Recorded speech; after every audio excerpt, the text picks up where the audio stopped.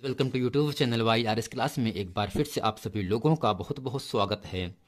दोस्तों इस वीडियो में हम पढ़ रहे हैं खंड का भौतिक विज्ञान। दोस्तों भौतिक विज्ञान में जो 2 नंबर के महत्वपूर्ण प्रश्न हैं, महत्वपूर्ण आंकिक प्रश्न हैं जो लगभग हर वर्ष पूछे गए हैं, मैं आज उन सभी प्रश्नों को इस वीडियो में अच्छे तरीके से आप लोगों को बताने वाला हूं। दोस्तों यदि आपने इस चैनल पर नए हैं तो इसे आप लाइक सब्सक्राइब शेयर जरूर कर दें ताकि इसी तरह के आने वाले महत्वपूर्ण वीडियो आप लोगों तक आसानी से पहुंचता रहे। अब दोस्तों प्रश्न नंबर 1 आपके सामने कह रहा है, विद्युत धारा के ऊष्मीय प्रभाव से आप क्या समझते हैं। दोस्तों विद्युत धारा का मतलब होता है करंट, ऊष्मीय का मतलब गर्माहट से आप क्या समझते हैं। दोस्तों सिंपल आपको समझना क्या है, जब किसी चालक तार में विद्युत धारा प्रवाहित की जाती है। दोस्तों अब प्रश्न यह बनता है किसे कहते हैं चालक तार, यानी दोस्तों जिस तार में हम करंट को प्रवाहित कर सकते हैं, यानी जिसमें विद्युत धारा उत्पन्न हो जाए, जिस तार में विद्युत धारा उत्पन्न हो जाती है उस दोस्तों तार को हम क्या कहते हैं, चालक तार कहते हैं।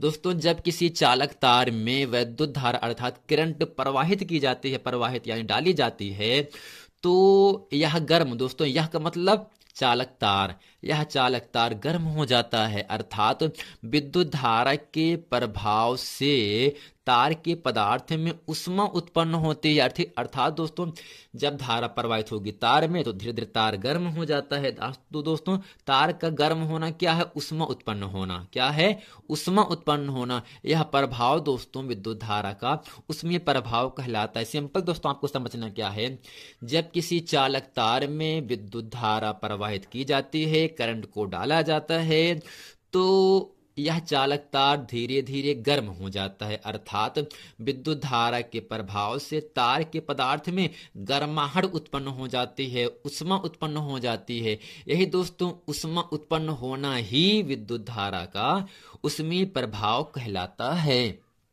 दोस्तों उम्मीद करते हैं विद्युत धारा के ऊष्मीय प्रभाव से आप क्या समझते हैं, इसे अच्छे तरीके से आप लोग समझ गए होंगे। अब दोस्तों प्रश्न नंबर यहां से दूसरा आपके सामने कह रहा है, विद्युत हीटर बनाने के लिए किस पदार्थ के तार को प्रयुक्त करना चाहिए, यानी प्रयोग करना चाहिए और क्यों। दोस्तों इसके उत्तर में क्या लिखते हैं, विद्युत हीटर बनाने के लिए दोस्तों हमें क्या करना चाहिए, नाइक्रोम के तार का उपयोग करना चाहिए। किसका दोस्तों तार, नाइक्रोम के तार को प्रयोग करना चाहिए। जबकि जो दोस्तों बल्ब जलता है उसमें दोस्तों टंगस्टन लगा होता है, ठीक ना। यानी विद्युत हीटर बनाने के लिए किस पदार्थ के तार को प्रयुक्त करना हो चाहिए और क्यों। दोस्तों इसके उत्तर में क्या लिखते हैं, नाइक्रोम के तार को, क्योंकि इसका गलनांक काफी अधिक होता है। यानी दोस्तों जो आपका नाइक्रोम का तार होता है उसका जो गलनांक होता है वो काफी ज्यादा होता है तथा उच्च ताप तक गर्म होने पर यह ऑक्सीकृत अर्थात यह जलती नहीं है।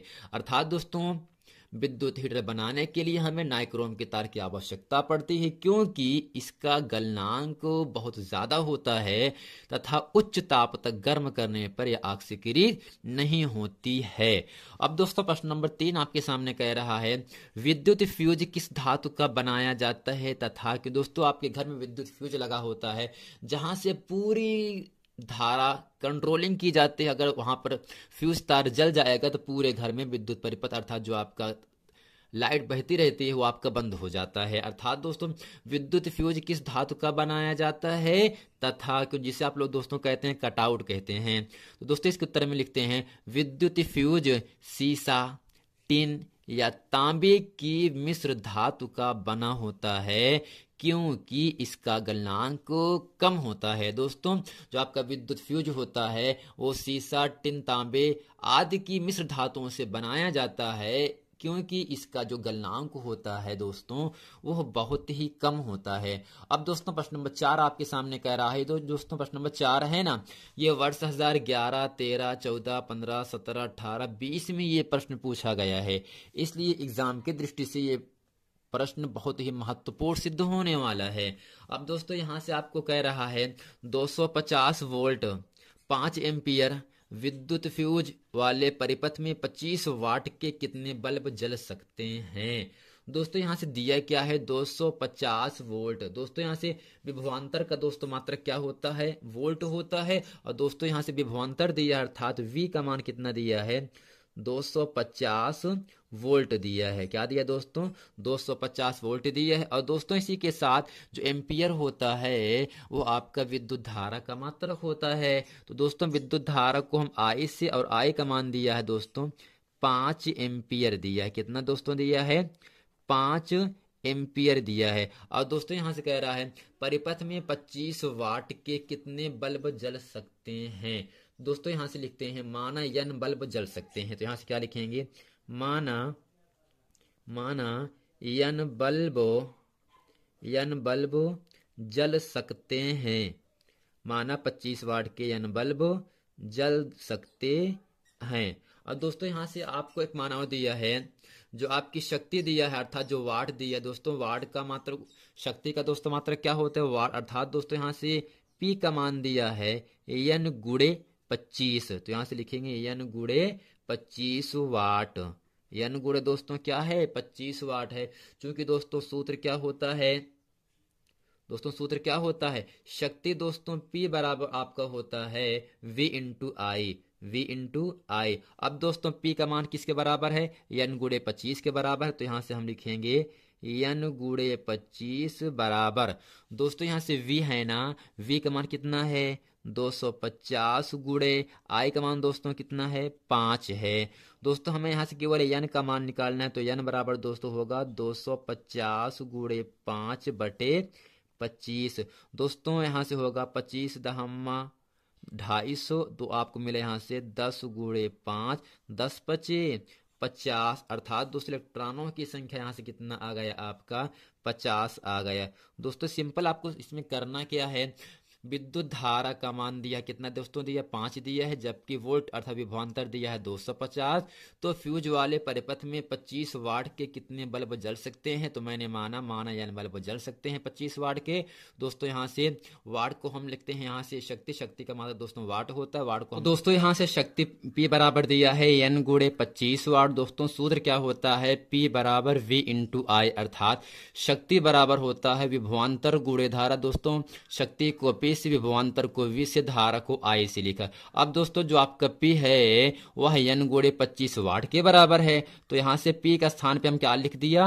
n गुणे 25 बराबर दोस्तों V का मान 250 है, I का मान दोस्तों 5 है। तो दोस्तों n का मान निकालना है। तो n के साथ जो 25 गुणे में है वो आपका हर में अर्थात भाग में आ जाता है। तो 25 के पहाड़े में 250 10 बार पे आता है। 10 गुणे 5 10 25 50। अर्थात दोस्तों 25 वाट के कुल 50 बल्ब जल सकते हैं जब धारा 5 एम्पियर बह रही हो और दोस्तों वोल्ट दिया हो कितना? 250 हो। अब दोस्तों प्रश्न नंबर 5 आपके सामने यहां से कह रहा है चुंबकीय क्षेत्र की तीव्रता का मात्रक यसाई पद्धति में बताइए। ये जो प्रश्न है दोस्तों बहुत ही महत्वपूर्ण प्रश्न है। तो चुंबकीय क्षेत्र की तीव्रता का मात्रक जो होता है दोस्तों यसाई पद्धति में वो होता है वेबर प्रति मीटर स्क्वायर होता है। अब दोस्तों प्रश्न नंबर 6 है एक समान चुंबकीय क्षेत्र में स्थित धारावाही चालक पर लगने वाले बल का सूत्र लिखिए। दोस्तों एक समान चुंबकीय क्षेत्र में धारावाही चालक पर लगने वाला जो बल होता है अर्थात जो F का मान होता है वह होता है F बराबर BIL साइन थीटा। अब दोस्तों इस पूरे फॉर्म में जो आपका थीटा है वह चालक की चुंबकीय क्षेत्र की दिशा को निरूपित करता है। L तार की लंबाई हो जाता है, F बल होगा, जबकि I धारा होती है, B दोस्तों आपकी चुंबकीय क्षेत्र होता है, जबकि थीटा चुंबकीय क्षेत्र की दिशा को निरूपित करता है। तो दोस्तों एक समान चुंबकीय क्षेत्र में स्थित धारावाही चालक पर लगने वाला जो बल का सूत्र होता है वह होता है F बराबर BIL साइन थीटा। अब दोस्तों प्रश्न नंबर 7 आपके सामने कह रहा है विद्युत परिपथ में एक सामान्य तार तथा फ्यूज तार में क्या अंतर है। दोस्तों जो विद्युत परिपथ होता है आपका जो तार होता है एक सामान्य तार तथा फ्यूज तार में क्या अंतर होता है। दोस्तों इसमें लिखेंगे फ्यूज के तार का गलनांक विद्युत परिपथ के सामान्य तार से कम होता है। यानी दोस्तों जो आपका फ्यूज का तार होता है उसका गलनांक विद्युत परिपथ के जो सामान्य तार होता है उससे क्या होता है? कम होता है। अब दोस्तों प्रश्न नंबर आपका 8वां आपके सामने कह रहा है विद्युत ऊर्जा से आप क्या समझते हैं। विद्युत ऊर्जा से आप क्या समझते हैं। ये जो प्रश्न है दोस्तों एग्जाम में 2 नंबर के आपसे केवल पूछा जाएगा। तो इसमें लिखेंगे किसी चालक में विद्युत आवेशित पर प्रवाहित करने में जो ऊर्जा व्यय होती है दोस्तों, व्यय होने का मतलब होता है खर्च होती है, उसे वैद्युत ऊर्जा कहते हैं। दोस्तों इस पूरे वीडियो को अच्छे तरीके से हम एक बार रिपीट कर देते हैं। अब दोस्तों इसमें आपसे पहला प्रश्न आपसे इतना ही कह रहा था, विद्युत धारा के उसमें प्रभाव से आप क्या समझते हैं। जब किसी चालक तार में करंट को प्रवाहित किया जाता है तो धीरे धीरे तार गर्म हो जाता है, अर्थात विद्युत धारा के प्रवाह से तार के पदार्थ में ऊष्मा उत्पन्न होने लगती है। यह प्रभाव ही विद्युत धारा का ऊष्मीय प्रभाव कहलाता है। अब दोस्तों विद्युत हीटर बनाने के लिए किस पदार्थ के तार को प्रयुक्त करना चाहिए और क्यों। दोस्तों विद्युत हीटर बनाने के लिए हमें नाइक्रोम के तार का प्रयोग करना चाहिए, क्योंकि इसका गलनांक काफी ज्यादा होता है तथा उच्च ताप तक गर्म होने पर यह ऑक्सीकृत नहीं होती है। अब दोस्तों प्रश्न नंबर आपका तीसरा कह रहा था, विद्युत फ्यूज किस धातु का बनाया जाता है तथा क्यों।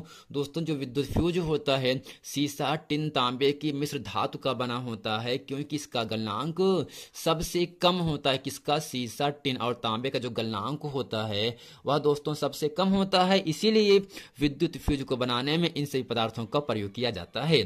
250 अर्थात दोस्तों यहाँ से V का मान 250, I का मान 5 एम्पियर। तो फ्यूज वाले परिपथ में 25 वाट के कितने बल्ब जलाए जा सकते हैं। मैंने माना यानी बल्ब जलाए जा सकते हैं। तो दोस्तों यहाँ से शक्ति को हम P से P का मान दिया है N गुणे 25 वाट के, जबकि विभवांतर 250 एम्पियर, धारा I का मान 5 दिया है।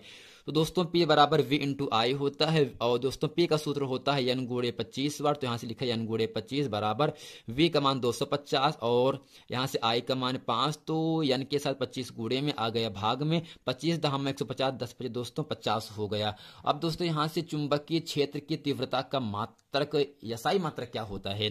तो दोस्तों चुंबकीय क्षेत्र की तीव्रता का जो यसाई मात्रक होता है वो आपका होता है वेबर प्रति मीटर स्क्वायर होता है। एक समान चुंबकीय क्षेत्र में स्थित धारावाही चालक पर लगने वाले बल का सूत्र क्या होता है दोस्तों, F बराबर BIL साइन थीटा, जिसमें दोस्तों B क्या है चुंबकीय क्षेत्र है, I क्या है धारा है, L क्या है तार की लंबाई होता है, जबकि जो साइन जो आपकी थीटा है वो चालक की चुंबकीय क्षेत्र की दिशा को निरूपित करता है। अगला है विद्युत परिपथ के एक समान तार तथा फ्यूज तार में क्या अंतर होता है। दोस्तों फ्यूज के तार का गलनांक जो होता है वह विद्युत परिपथ के सामान्य तार से कम होता है, अर्थात दोस्तों फ्यूज के तार का गलनांक कम होता है, किससे, विद्युत परिपथ के सामान्य तार से कम होता है। अब दोस्तों प्रश्न नंबर आपका 8वां, जो कि इस पूरे वीडियो का अंतिम प्रश्न होगा, विद्युत ऊर्जा से आप क्या समझते हैं। किसी चालक में विद्युत आवेशित प्रवाहित करने में जो ऊर्जा खर्च होती है, जो ऊर्जा व्यय होती है, उसे विद्युत ऊर्जा कहते हैं। दोस्तों उम्मीद करते हैं ये पूरा प्रश्न वीडियो अच्छे तरीके से आप लोगों को समझ में आ गया होगा। मिलते हैं फ्रेंड नेक्स्ट वीडियो में, तब तक के लिए थैंक यू।